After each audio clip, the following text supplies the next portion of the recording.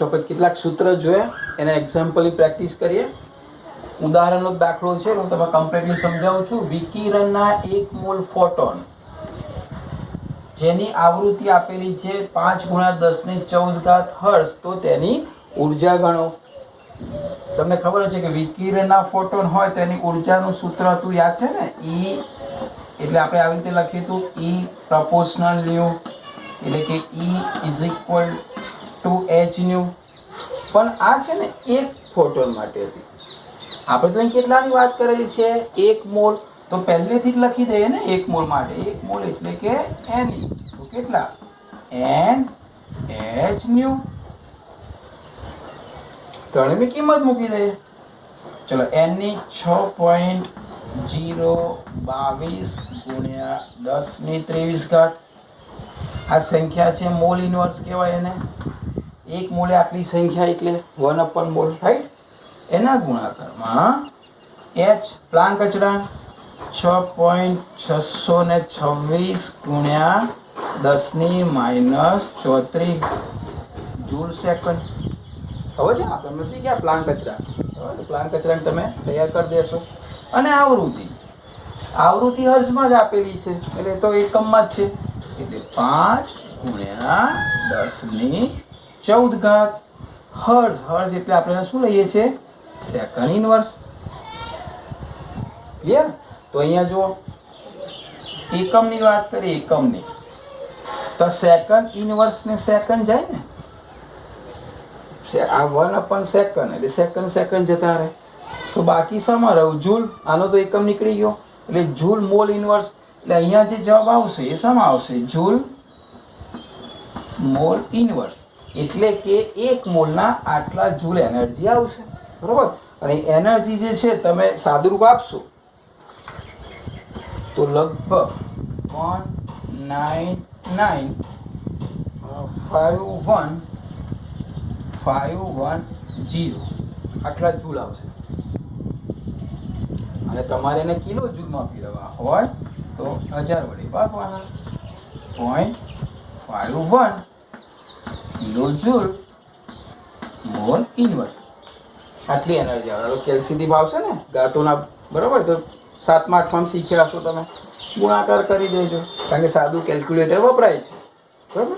તો સાદા કેલ્ક્યુલેટરથી ગુણાકાર કરી દેજો. અને એકમમાં ખાસ સમજજો, સેકન્ડ ઇન્વર્સ જ્યારે જૂલ મોલ ઇન્વર્સ આવ્યો, આ જૂલને શામાં ફેરવ્યા? કારણ કે બહુ મોટી સંખ્યા છે, હવે નાની સંખ્યામાં ફેરવ્યો તો કિલો જૂલ એનર્જીમાં રૂપાંતર થયું.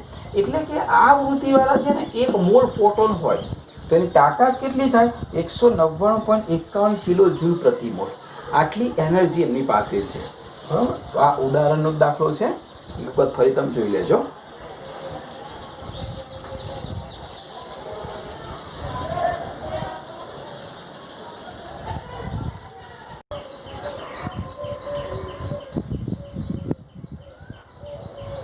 જો બીજો બહુ જ અગત્યનો દાખલો છે, 100 વોટનો એક ગોળો. મિત્રો, આ વોટ ખબર છે તમને? ફિઝિક્સમાં આવતું હશે ને કે વોટ જે છે એ શાનો એકમ છે?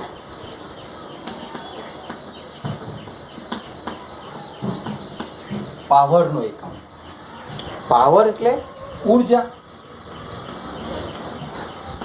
શક્તિ. તમે બલ્બ તમે લેવા જાઓ ને તો ઉપર તમે એની સાઈડ ઉપર ક્યાંક લખ્યું હશે, અથવા તો બોક્સ ઉપર, ખોખા ઉપર, કે ભાઈ 100 વોટ, બરાબર? 20 વોટ, પછી 500 વોટ, 60 વોટ. આવા ગોળા જે બલ્બ છે લાઇટના, એના ટ્યુબલાઇટ ઉપર પણ લખ્યું હશે કે ભાઈ 80 વોટ, 60 વોટ. તો વોટ શું છે ખબર છે ને? પાવર, એની તાકાત બતાડે છે કે ભાઈ એમાંથી કેવો પ્રકાશ નીકળશે.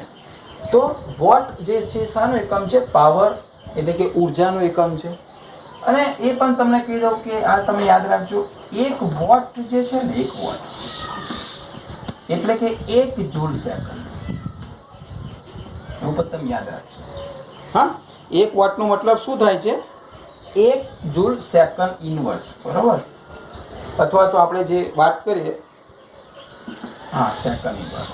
એટલે 1 વોટ બરાબર 1 જૂલ સેકન્ડ ઇન્વર્સ. એનો મતલબ એવો થયો કે 1 સેકન્ડે 1 જૂલ જેટલી શક્તિ આપે તો 1 વોટ. હા, 1 સેકન્ડે 1 જૂલ જેટલી શક્તિ આપે તો કેટલા કહીએ છે ને 1 વોટ કહીએ છીએ. આ થોડુંક સમજી લેજો, ફિઝિક્સમાં આવશે તમે જ્યારે ભણશો ત્યારે. અચ્છા, આવો એક ગોળો છે, એ 400 નેનોમીટર તરંગ લંબાઈ. એ પણ કહું છું કે એમાંથી જે પ્રકાશનું તરંગ નીકળે ને એની તરંગ લંબાઈ આપેલી છે 400 નેનોમીટર. એક વર્ણી પ્રકાશ એટલે એવું કે ભાઈ વ્હાઈટ હોય તો વ્હાઈટ, યલો હોય તો યલો, રેડ હોય તો રેડ, બરાબર. એવી રીતે એક વર્ણી કોઈ પ્રકાશ છે એનું ઉત્સર્જન કરે છે. ફરી સમજો, 100 વોટનો ગોળો છે, એને જ્યાં સ્ટાર્ટ કરીએ છીએ ત્યારે એ 400 નેનોમીટર તરંગ લંબાઈના એક વર્ણી પ્રકાશનું ઉત્સર્જન કરે છે, એટલે બલ્બમાંથી એ પ્રકાશ નીકળે છે. તો એ ગોળા વડે પ્રતિ સેકન્ડ 1 સેકન્ડે ઉત્સર્જિત થતા ફોટોની સંખ્યા ગણો. એટલે તો ગણી તો શકાય નહીં, એક એક એક એક એક ફોટો કેવી રીતે ગણાય? બરાબર, સૈદ્ધાંતિકની રીતે ગણી શકીએ કે ભાઈ એ બલ્બને સ્ટાર્ટ કર્યો 100 વોટનો, તો પ્રતિ સેકન્ડ એમાંથી કેટલા ફોટોન બહાર નીકળતા હશે, જે આપણને આપાત થઈને આપણી આંખમાં જ્યારે આપણને લાઇટ આપે છે, રાઈટ. તો એ ચેક કરી લઈએ. એના પહેલાં સમજાવ્યું એ પ્રમાણે 1 વોટ એટલે 1 જૂલ સેકન્ડ ઇન્વર્સ. ચલો, સૌથી પહેલાં તો આપણે એને આ તરંગ લંબાઈ છે એટલે એની 1 ફોટોની ઉર્જાની વાત કરી છે. આ 400 નેનોમીટર જે તરંગ લંબાઈ છે, આપણે એક કણની વાત કરી છે. તો તમને પહેલાં એ ખબર છે ઉર્જા કેટલી છે, બરાબર. ચલો, પહેલાં અહીંથી સ્ટાર્ટ કરીએ કે ભાઈ એનર્જી છે. હવે ડાયરેક્ટ તમને ખબર છે ને કે ભાઈ એચ ન્યુ, પણ ન્યુ આપેલો નથી, અહીં તો તરંગ લંબાઈ છે, એટલે કે આપણને આપેલી છે તરંગ લંબાઈ. તો તરંગ લંબાઈ જે આપેલી છે કેટલી છે? 400 નેનોમીટર. પણ 400 નેનોમીટર આપણે એકમમાં કયું વાપરે છે? મીટર. તો 400 નેનોમીટરને મીટરમાં ફેરવે તો 4 × 10⁻⁻7 મીટર. પૂર્વકમાં આપણે શીખી ગયા, તમને આવડતું હશે, બરોબર. આનું ના ફાવે તો આવું સૂત્ર મૂકી શકશો તમે કે ભાઈ 1 નેનોમીટર બરાબર 10⁻⁹ મીટર. તો 400 નેનોમીટર બરાબર કેટલા? તો એના ઉપરથી આ મીટરમાં આવશે. હવે H = H નું, પણ આ સૂત્ર નહીં ચાલે, એટલે આપણે મૂકીશું E = hc/λ. hc/λ કેમ? કારણ કે ન્યૂમાં આપણે લેમ્બડા આપેલું છે, તરંગ લંબાઈ આપેલી છે, તો કિંમતો મૂકે. ચલો, hc ઉપર આવશે ને, h એટલે 6.626 × 10⁻34. એકમ શું હતો? Joule second. ચલો, સી ખબર છે, પ્રકાશનો વેગ 3 × 10⁸ મીટર પ્રતિ સેકન્ડ. નીચે તરંગ લંબાઈ કેટલી આપી? 4 × 10⁻⁷ મીટર. તો એનર્જી છે એટલે મીટર.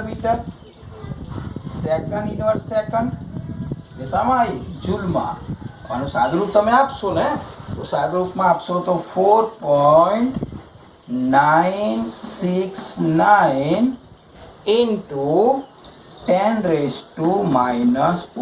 અને હવે એકમ કરો ઉપર, ખાલી જૂલ, બાકી બધા જતા રહ્યા. આ એનર્જી આવી. આ કોની એનર્જી આવી? આ જે 400 નેનોમીટર તરંગ લંબાઈ છે, તો અહીંયા એક ફોટોનની શોધી આપણે કે ભાઈ 400 નેનોમીટર તરંગ લંબાઈ વાળું હોય તો એમાં ફોટોનની ઉર્જા કેટલી? તો આપણે હમણાં શીખ્યા હતા, E = h નું. આવૃત્તિ આપી હોય તો ન્યુ, પણ આવૃત્તિની જગ્યાએ તરંગ લંબાઈ આપી તો ન્યુનું સૂત્ર છે c/λ. તો E = hc/λ. h પ્લાન્ક અચળાંક છે, c પ્રકાશનો વેગ અચળ છે, તરંગ લંબાઈ તમને આપેલી છે, મૂકી એકમ મૂળ્યા, જવાબ આવ્યો જૂલ. આ શું આવ્યું કે ભાઈ 400 નેનોમીટર તરંગ લંબાઈ વાળો જે પ્રકાશ છે એમાં 1 ફોટોની ઉર્જા આવી. અડધો દાખલો તમારો પૂરો થયો. બાકી હવે અહીંયા કુલ કેટલી તાકાત વાળું છે? જો 100 વોટ છે, અને 100 વોટ છે એનો મતલબ એવો થયો કે અહીંયા કન્વર્ટ કરીએ ભાઈ 1 વોટ તો 1 જૂલ સેકન્ડ, તો 100 વોટ એ કેટલા? 100 વોટ બરાબર 100 જૂલ સેકન્ડ ઇન્વર્સ. બરાબર, સીધી વસ્તુ છે.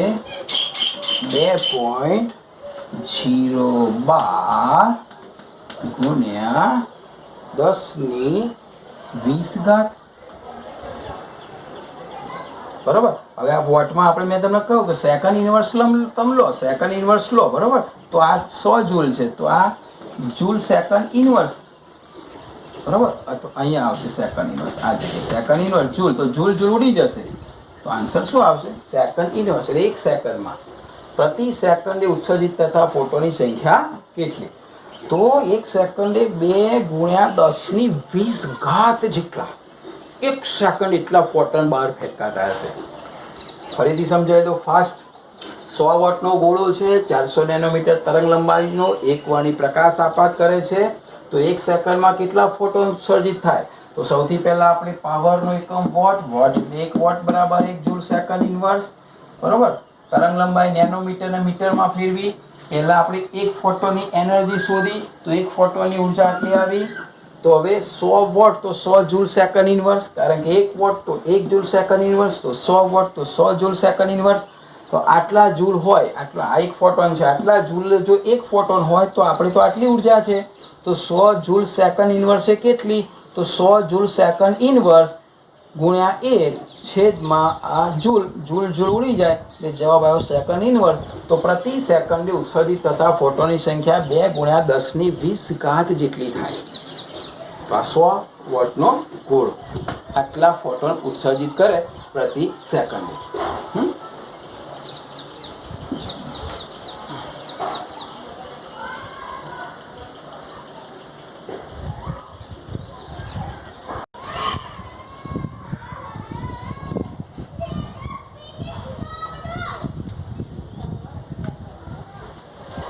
બીજું એક સરસ એક્ઝામ્પલ છે. આ 3 કે 4 માર્ક્સમાં પૂછી શકાય એવો એક્ઝામ્પલ. વિદ્યુત ચુંબકીય વિકિરણની 300 નેનોમીટર તરંગ લંબાઈનું વિકિરણ, કે તમને આપેલી છે તરંગ લંબાઈ. તરંગ લંબાઈ આપેલી છે કેટલી? 300 નેનોમીટર. જ્યારે મિત્રો નેનોમીટર આવે તમને ખબર હોવી જોઈએ કે 3 ગુણ્યા 7 મીટરમાં ફેરફાર કરી દેવાનો તરત જ. આપણે શીખી ગયા ને, બરોબર. સીધો શામાં રૂપાંતર કર્યું એને? મીટરમાં. નું વિકિરણ સોડિયમની સપાટી ઉપર પડે છે, એટલે આ એવી વસ્તુ છે કે ભાઈ આ સોડિયમની સપાટી છે, એની ઉપર એક વિકિરણ પડે છે. આ વિકિરણ છે કેટલા? 300 નેનોમીટર તરંગ લંબાઈ ધરાવતું છે. એટલે એના ઉપરથી આપણે એને આ એનર્જી શોધીશું કે ભાઈ કેટલી એનર્જી છે. ત્યારે સપાટી ઉપરથી જૂલ મોલ ઇન્વર્સ ગતિ ઉર્જા ધરાવતા ઇલેક્ટ્રોન ઉત્સર્જિત થાય છે. એટલે અહીંથી ઇલેક્ટ્રોન ઉત્સર્જિત થાય છે. તો આ જે ગતિ ઉર્જા છે, ગતિ ઉર્જા એટલે કે 1/2 mv². એ કેટલી છે? 1.68 × 10⁵ જૂલ પ્રતિ મોલ. તો તમને એવું કહે છે કે સોડિયમમાંથી 1 ઇલેક્ટ્રોન દૂર કરવા માટે, આ આ તો મોલ છે ને, પ્રતિ મોલ, બરાબર. આ નેનોમીટરમાં, આ એક કણની વાત કરી છે, અહીંયા મોલની વાત કરી છે. જો થોડા કન્ફ્યુઝ કરવા માટે. હા, અહીંયા એક કણની વાત કરી હોય ને અહીંયા એક ઇલેક્ટ્રોનની વાત કરીએ તો દાખલો થોડોક સરળ બને, થોડોક અટપટો બનાવ્યો છે કે અહીંયા જે છે એ ક્વોન્ટમની વાત કરેલી છે કે 300 નેનોમીટર એટલે એક જ એનર્જી શોધાશે, અને અહીંયા મોલ એટલે આપણે ક્યાં તો બંને મોલ કરવા પડે, ક્યાં તો એક ક્વોન્ટમ હોય તો અહીંયા એક ઇલેક્ટ્રોન કરવો પડે. આપણે મોલ ઉપરથી શોધીએ તો તમને વધારે ક્લિયર થાય, રાઈટ? તો પ્રશ્ન આખો ફરી સમજો. સોડિયમ ધાતુની સપાટી ઉપર 300 નેનોમીટર વાળું પ્રકાશનું કિરણ આપાત કરવામાં આવે છે.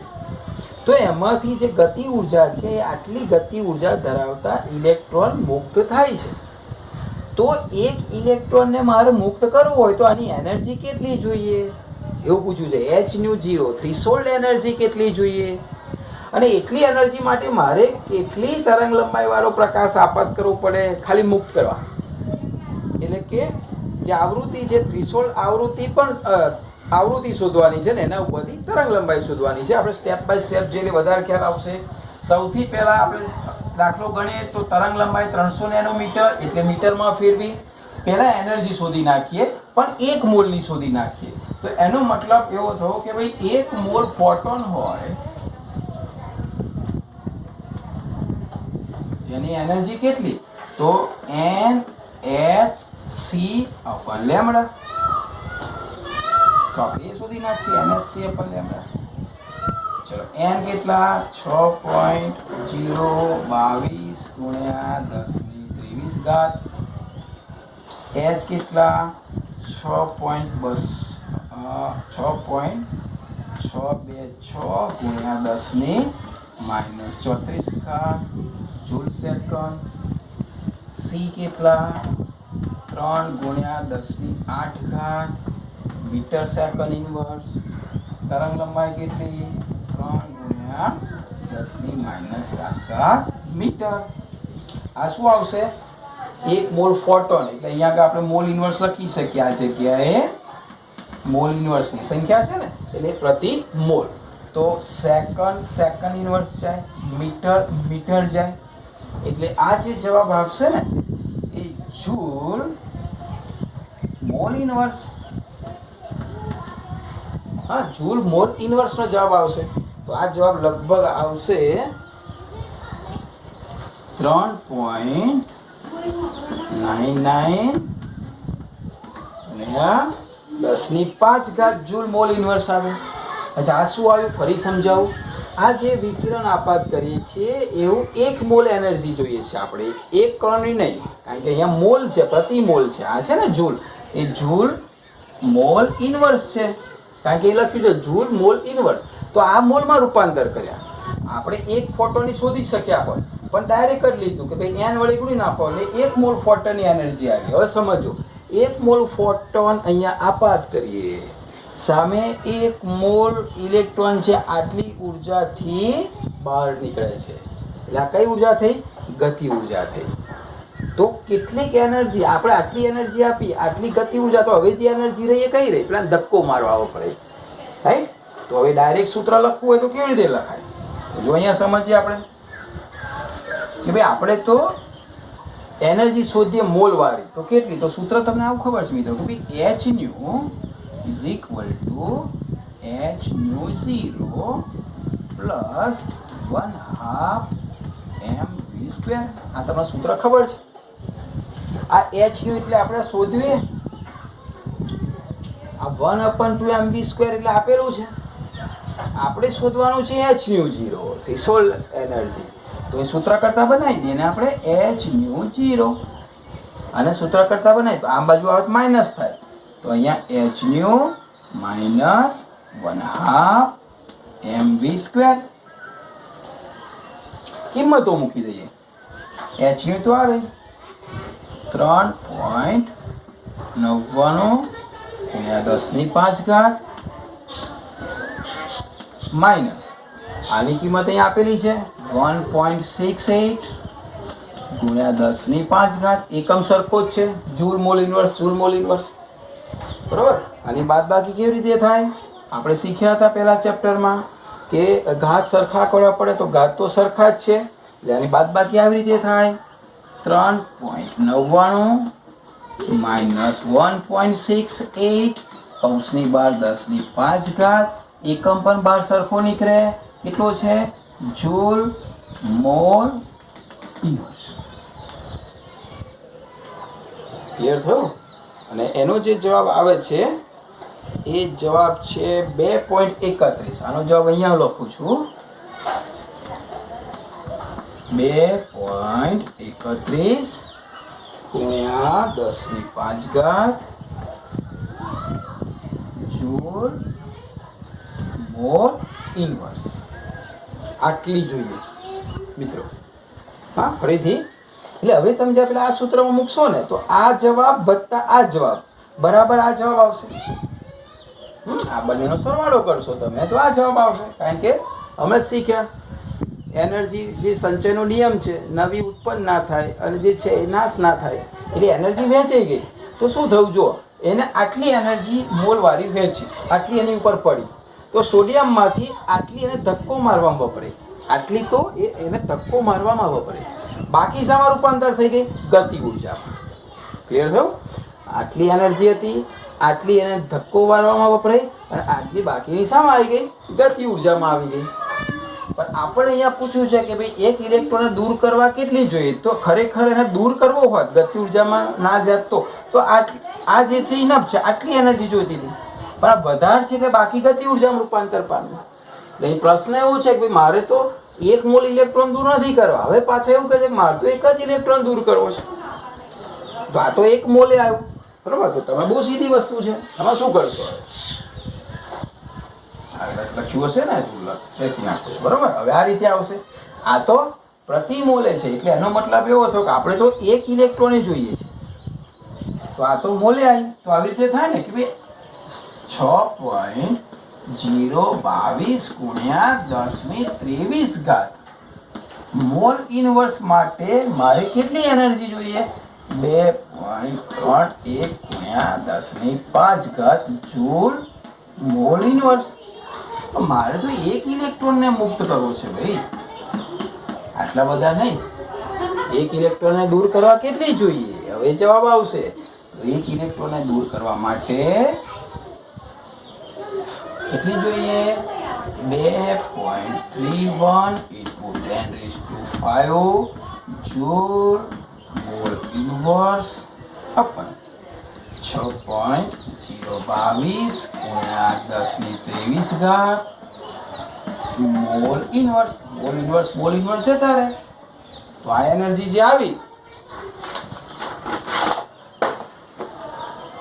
જવાબ આવશે 3.84 into 10⁻⁻⁻⁹ જૂલ બરાબર તો આટલી એનર્જી એક ઇલેક્ટ્રોનને દૂર કરવા માટે જોઈશું આન્સર આવે ખાલી આટલો જ આવ્યો હજુ તો રહ્યો કે ભાઈ આટલી એનર્જી વાળાની પ્રકાશની તરંગ લંબાઈ કેટલી હશે હા તો એટલે એ આન્સર રહ્યો કેવી રીતે લાવવાનો આ કદાચ ક્લિયર થઈ ગયું હશે તમને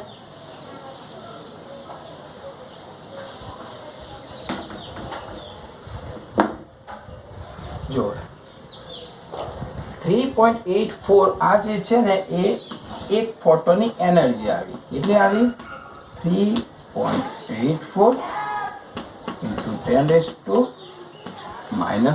જૂલ આ એનર્જી આવી હવે આપણે તરંગ લંબાઈ શોધવાની છે તો તરંગ લંબાઈ વાળું સૂત્ર તમે શીખ્યા હતા E